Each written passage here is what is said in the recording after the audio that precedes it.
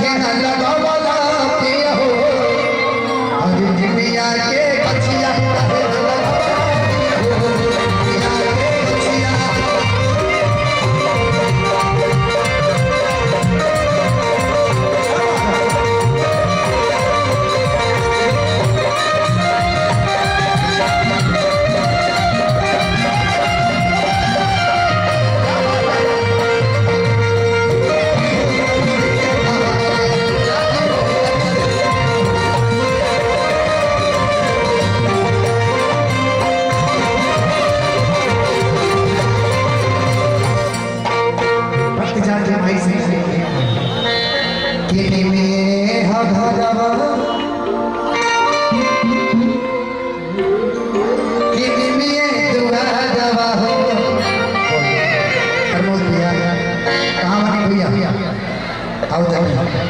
कि भावे नहीं मैया के हर पकड़ी का दवा हो ये हो दवा भाई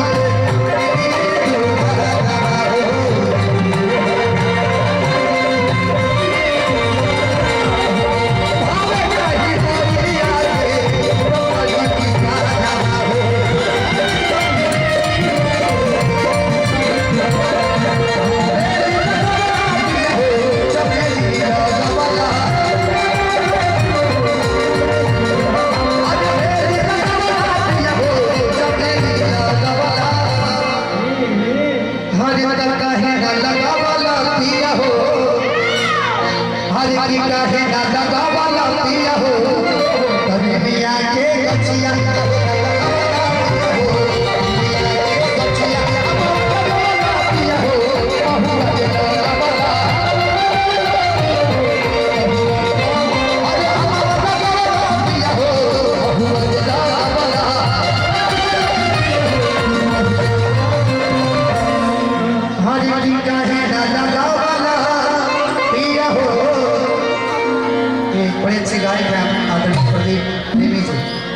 आपसे भी सुनेंगे कि काहे ना लगावला पिया हो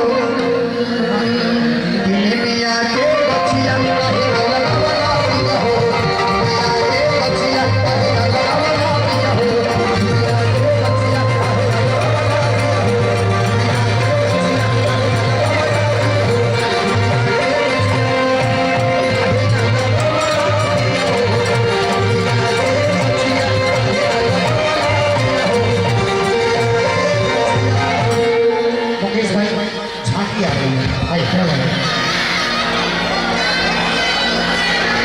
फुलाना वाला भाई 4 को 5 को बसल बा वो बिका जी क्या माता रानी के दया रही। आइए इस झांकी के बाद जो सॉरी इनके कार्यक्रम के बाद जो है कलाकारों की सूची लगी हुई है। मैं समझता हूँ कि 2-2 गीत गाएंगे तो 3 बजे भोर हरिया हो जाएगा। नहीं एक राउंड डबल राउंड इस हिसाब से कितना बजेगा 10 बजेगा। हाँ तो फिलहाल जो है गीत संगीत चल रहा है, भोंपू बज रहा है, एक बार और बजा जोर से। पीछे पीछे हमारा कार्यकर्ता पहुंच रहा है, टेंशन नहीं लेना, भोंपू के साथ सब छिड़ा जाएगा। आइए इस गाने के बाद जो है एक भव्य झांकी, क्योंकि अकाल मृत्यु वो मरे जो कर्म करे,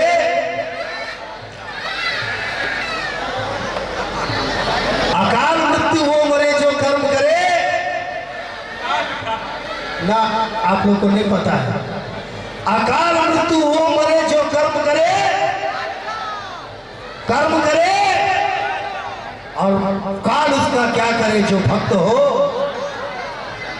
अकाल मृत्यु वो मरे जो कर्म करे चंडाल का, काल भी उसका क्या करे जो भक्त हो महाकाल का। तो जो लोग महाकाल की झांकी देखना चाहते हैं एक बार दोनों हाथ को उठाइए। बड़ी दूर कानपुर से कलाकार आए हैं, रिजर्वेशन नहीं मिला, इसी कोच में फाइन दे के आए हैं। एक बार ताली बजाइए जोरदार। आइए हमारे कलाकारों की प्रस्तुति की तरफ आगे बढ़ते हैं।